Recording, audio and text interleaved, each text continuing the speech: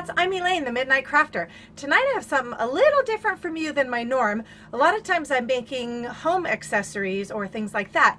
I actually have an accessory for you to have. And this is a little sneak peek with the matching clutch. They turned out really nice. I'm really excited about it because it just came to be as a combo of two different YouTube creators videos that I put together. And the one is Lu-Ann Skaggs. She is the bomb diggity, you guys. I'm gonna link her page down below. That's where I got the earrings from.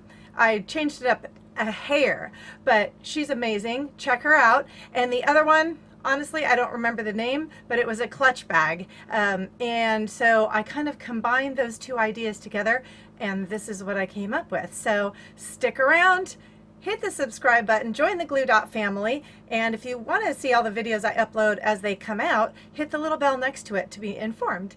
And so let's get to it and see this collaboration of thoughts and ideas and what I came up with.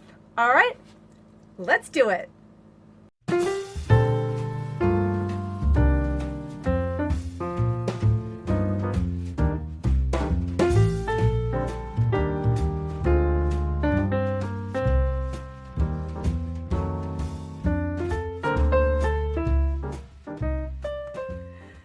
So the very first thing we're going to do here is take our little dowel piece and we're going to paint it gold. So that way it can sit and dry while we work on some of the other parts of our clutch bag.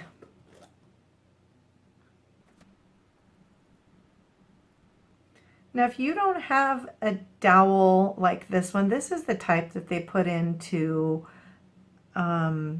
attach pieces of wood together. I don't even know. I think I got these at a hardware store or something. But you can always use something else. They have dowels at Dollar Tree. You can cut a piece and use that.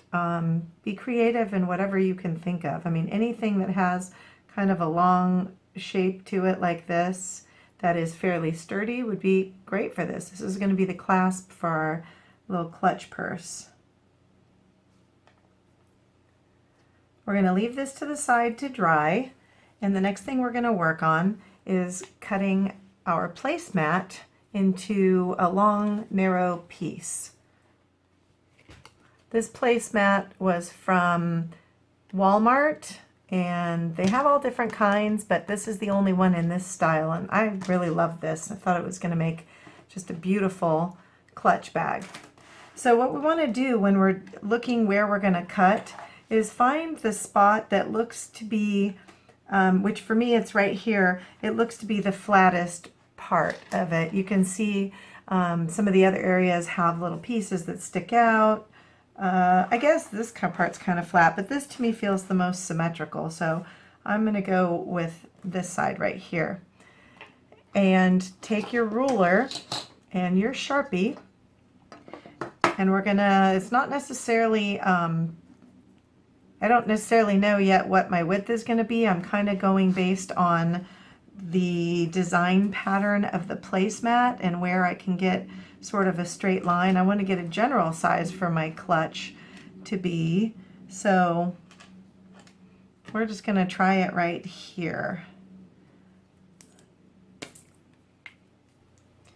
So I measured out both sides, drew my line on this side, which it turns out is 9.5 inches wide. So what I did is measure from the one line that I already had made and drew dots, one here, one here, one here, measuring to make sure that I would be even and not have my line going crooked. And once you get your lines drawn, then you're going to go ahead and cut off those extra pieces. And save this piece because we're going to use it for something else in another project. Also, a quick little tip, because you know how I love to get my little tips. So you see that Sharpy got through there and marked my table. I learned from my kids, it's funny the things you can learn from your kids, that rubbing alcohol removes Sharpy. So if you get it on you or if you get it on your table, then you can just rub that out with alcohol and it comes right off. So there you see, I mean, this table has definitely seen better days because I'm not too overly careful with it. But alcohol and a paper towel takes Sharpie right off. So I'm going to cut off this other side here, and then we'll get to the next step. Once you have your placemat cut evenly, the next thing will be to take your little piece of fabric. Now this little Waverly piece of fabric I also got at Walmart. It was 97 cents. If you have any other fabrics already on hand that you want to use, great. You can also get fabric type items at Dollar Tree, say like either a placemat or a pillowcase or any number of things that they have that would be, that if it's a fabric that you like, you can use. I like these because they come in several different colors and they're already pre-cut into a square, I guess, or rectangle. And to just, I don't know, make life easier and I don't have to worry about straight lines. So now after we've got our placemat cut, the next thing to do would be to cut our fabric. And what we're going to want to do is measure what we said was, this was 9.5 inches. And we're going to make our fabric a little bit narrower than the width of the placemat. So if this is 9.5 inches, I'm going to go with about 9-inch width on my fabric. And for the length of the fabric, I'm going to go from my lower edge here. You see if I go across, I have an upper edge there. But this is what's going to be the flap down of our purse. So I'm going to go from this edge here down all the way to the bottom part here. And then I'm also going to leave a little extra for a hem. So going across, we're looking from that point all the way to the furthest point. It's approximately 12 inches. I do want to have a little bit extra fabric length for a bit of a hem, so I'm going to give it 14 or more inches. Doesn't have to be real precise. The main measurement we need to have calculated out is our 1/4 inch and 1/4 inch shorter of whatever the width of your placemat is.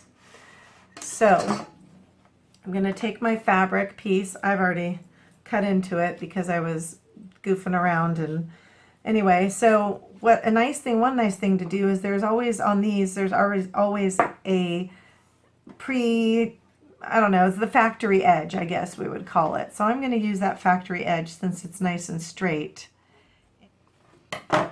Okay, so now we have our 9-inch width, and we're going to go for our approximately 14-inch length. So I'm actually going to leave just a little extra. I don't know, I'm probably closer to 15 inches that I'm making just to be safe. Okay, so next what we're going to do, again, take our placemat, and we're going to be making our hem. And I already have the fold here, so I might just go with it so I don't have to iron it. And then the other end, I want it to come to this bottom edge for the most part. The bottom point we want to match up with this edge because this part is going to fold up and be the top part of our purse. I'm going to start my fabric a little lower, leaving a good amount for a flapped over part for the closing part of the purse. Now I'm going to fold this over, keeping it pretty much to the edge of the bottom of the placemat. I'm going to take my fabric fuse and put it along the edge here.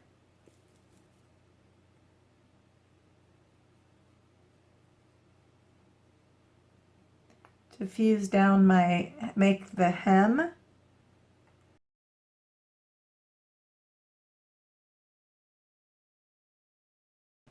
And we're going to do the same thing to the other side.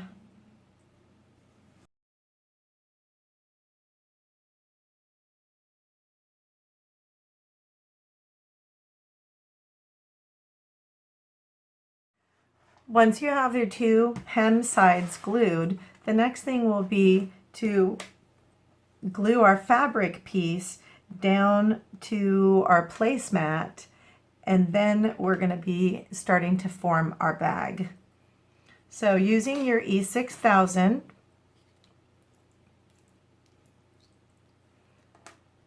you're going to want to go along this entire edge, and you want to take it to the edge plus in some so that it glues your fabric down, as well as getting some on this edge, because the edge is what is going to be, once we fold it, the edge is going to stick to itself. Okay, make sure you start from the bottom where you're going to place your fabric so that you don't end up gluing in the area you don't need. But I want it to look a little more polished and finished, so I'm going to take some time and go around and kind of follow, not perfectly, but follow along the design pattern a bit so it doesn't show through the holes.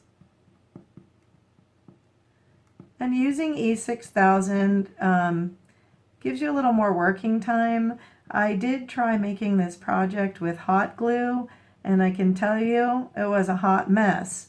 It all fell apart, it did not stick, and it just was terrible. So I had to start from scratch, and this is why I'm using the E6000. It seems to work much better for this type of project. Okay, I've got glue everywhere I need it to be and making sure my edges have it as well.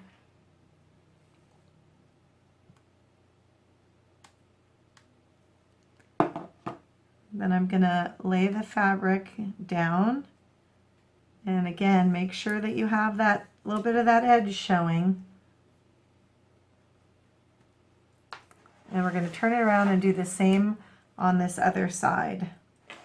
So I've got both of the sides done, and I am also going to do a little bit of this bottom edge because we want our fabric to stay down and not be flapping around in the bag.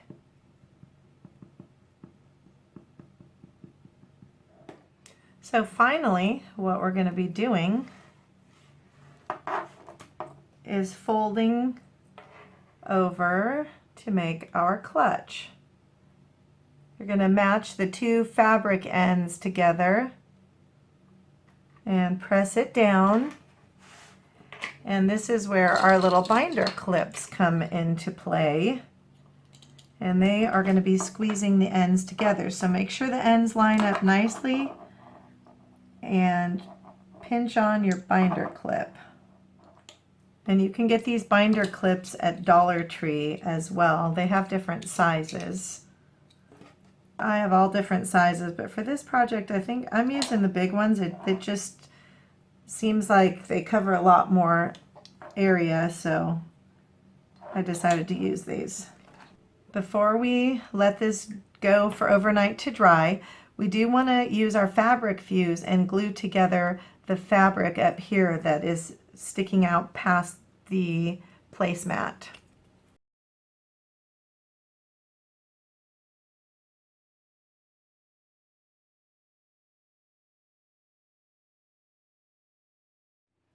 So another thing we can do while we're waiting for this to dry, just so that we can be more finished tomorrow when this is dry and get ready to use our new bag, we can make our closure. So we're going to take the wood dowel and about 5 or so inches of whatever ribbon you decided to use. I'm using this little narrow, how do you pronounce that? Grosgrain ribbon.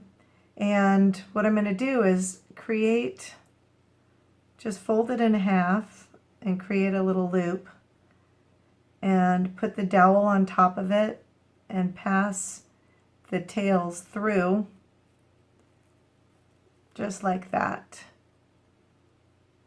so that it is holding on there. Now we are going to need to glue this so that it doesn't slide off or come undone. And I'm going to use my E6000 for that. So I glued actually the ribbon, and I think I'm actually going to glue a little bit onto the wood itself and to the ribbon because I don't want it sliding off. So we're going to let this dry. while we're waiting for it to dry, I suppose you could position it. And what you're going to do is fold your top of your bag over and see where the point comes to, and go just a little below that. So I don't know if you can see where the point of mine comes to is here. So I'm probably going to go in through this hole right down, a couple holes down, and glue my pass the ribbon through there, through that second hole down, like threading a needle.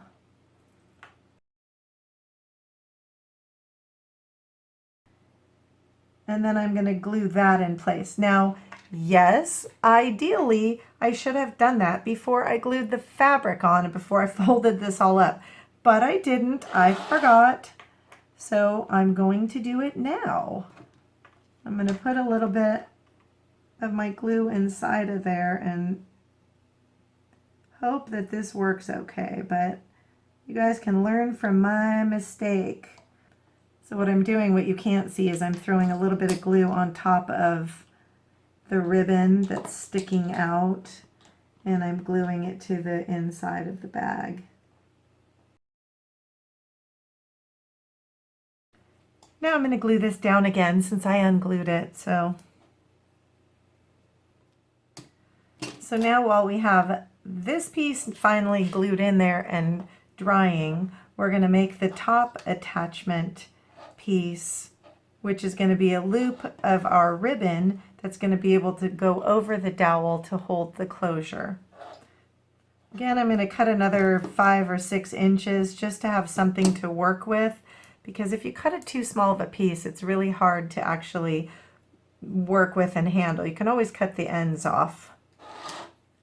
So what I'm doing is making sure that there's going to be enough that's going to hang down to be able to hook on this, not too loose that it will fall off, but enough that will be able to hook on there. And then figuring out where the fold comes to up here and where I'm going to need to attach this to the top part. So I've got mine right about here, but it looks to be that I'm going to be gluing with about this much overhang, which for me is about 1 inch or 3/4 of an inch, but that is all going to depend, varied based on your bag and where the holes lie and where you place your dowel. So for me, it's about 3/4 of an inch to 1 inch hanging off. And I'm going to add glue to anywhere that may be in that area of that, so I can glue this piece down. And I'm going to glue it further down as well, because I want to make sure that that piece doesn't come unstuck and our purse come flapping open.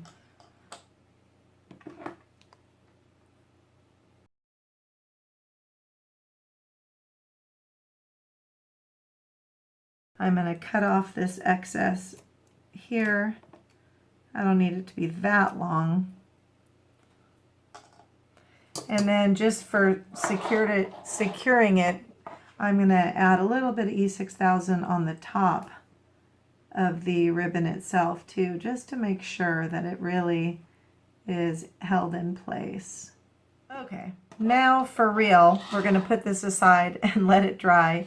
Now we have our dowel glued in, our handle put on, our binder clips on.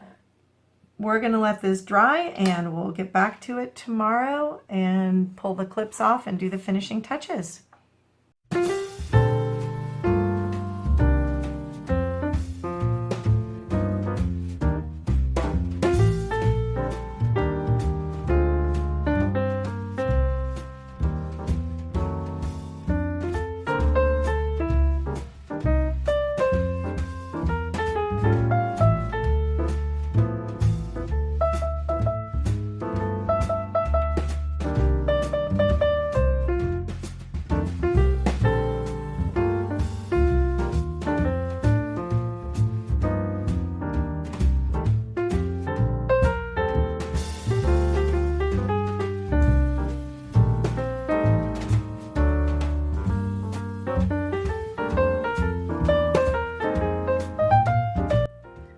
So remember how I told you to save these pieces that we cut off from the sides?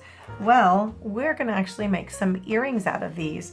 And this idea I got from another fabulous YouTuber who's incredibly creative.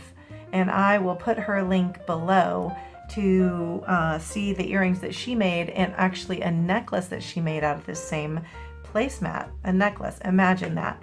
Anyway, so what we're going to be doing is find 2 spots that look similar that you will be able to make into earrings, and kind of whatever size earrings that you think that you would be comfortable wearing or that you would like to wear. So you can make them as long or as short or whatever. Now I found 2 areas that look kind of similar to me, and that is this area here and this area here. So I'm going to go ahead and use those pieces. And what we're going to do with that, what I'm going to do is cut out those, parts and kind of make it as, you know, make these little pieces sort of uniform and looking nice. And then we're going to turn them into really cute earrings.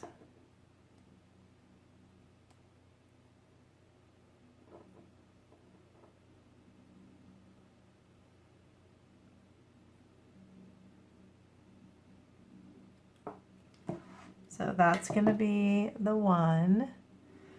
And, you know, obviously you have a lot of other options here because you have a lot of pieces left. And then I'm going to go with, now if I can find that other part that I thought matched similarly, I think I'm going to go with this part over here. Actually, I kind of like that whole piece to make a bigger earring. So I'm going to make this my earring, and then I'm going to have to find another piece to match.